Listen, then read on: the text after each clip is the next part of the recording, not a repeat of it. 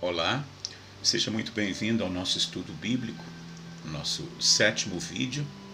Nele nós vamos começar a ver o Novo Testamento. Vamos fazer um pequeno histórico, uma sinopse do conteúdo do Novo Testamento.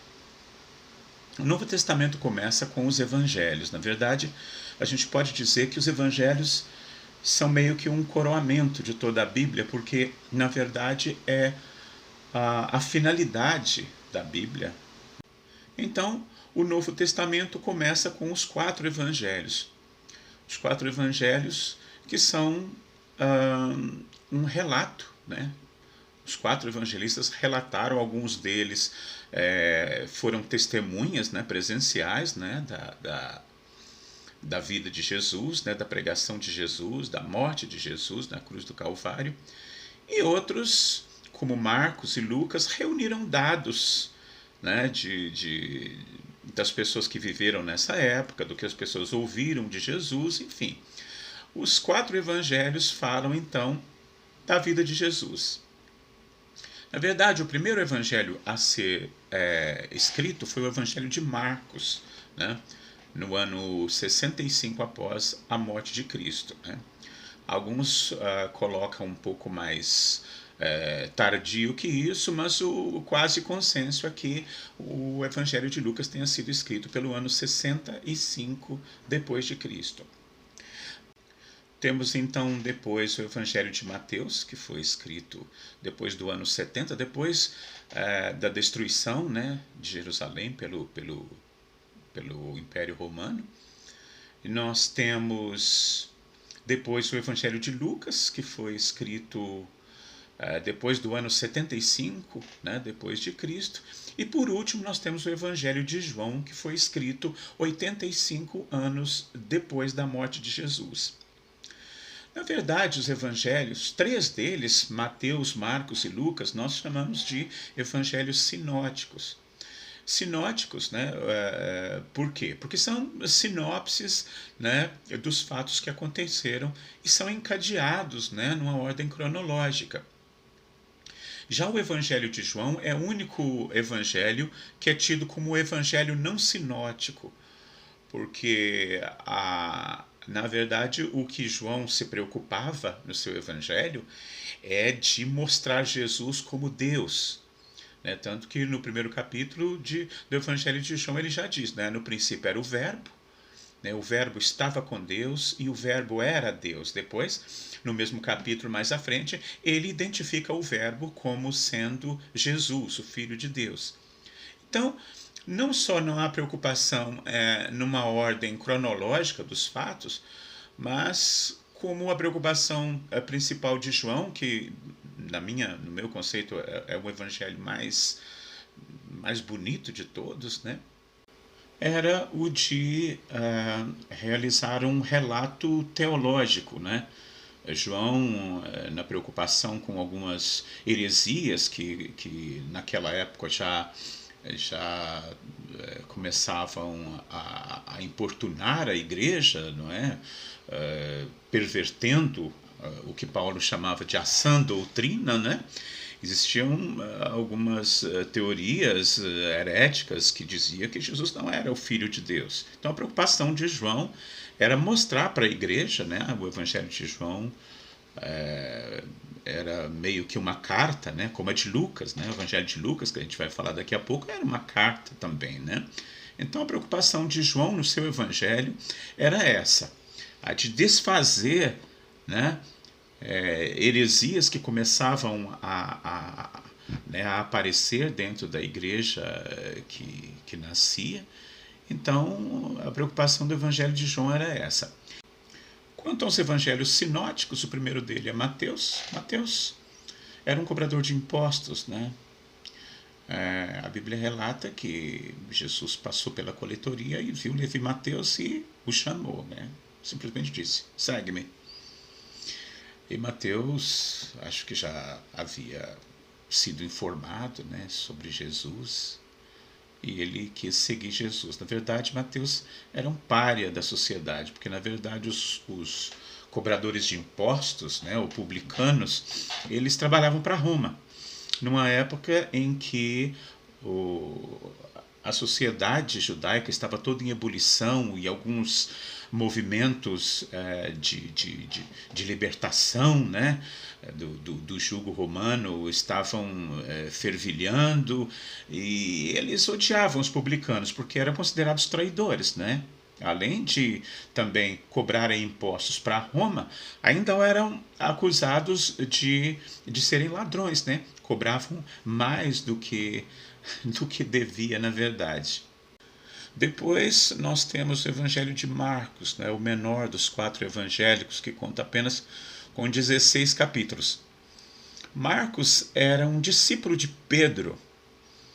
Marcos era hebreu e era da tribo de Levi.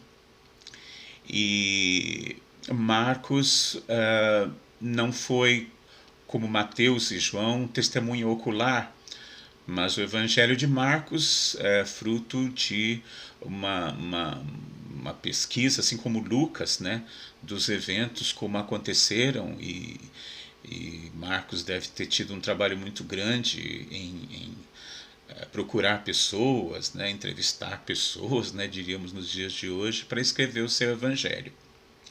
Depois nós temos o Evangelho de Lucas. Lucas era um médico grego, né?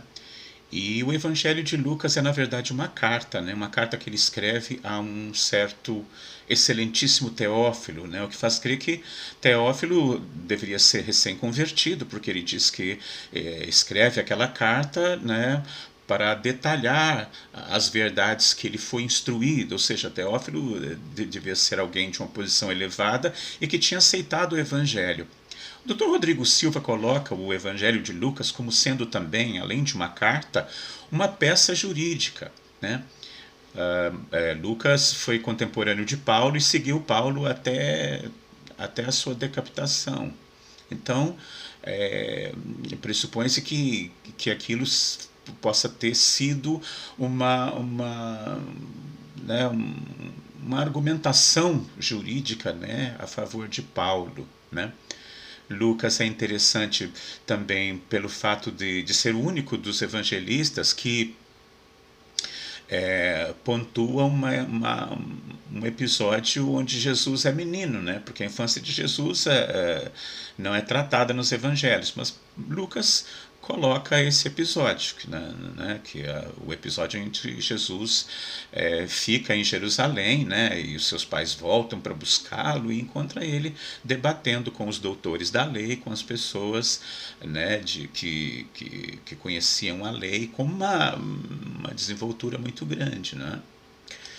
Lucas era sírio, né, e viveu em Antioquia, e acompanhou Paulo, como já dissemos, né, até a sua morte.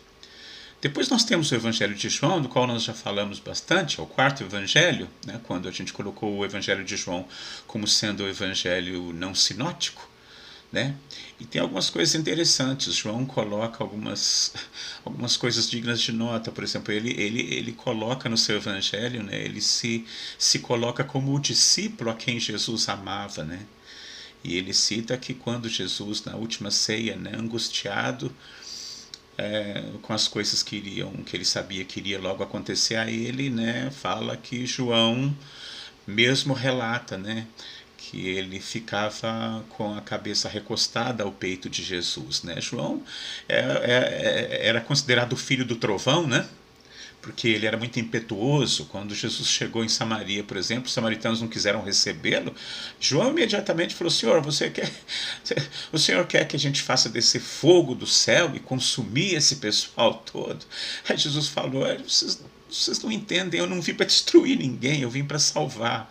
Então João era muito impetuoso, né? Era chamado filho do trovão por conta disso.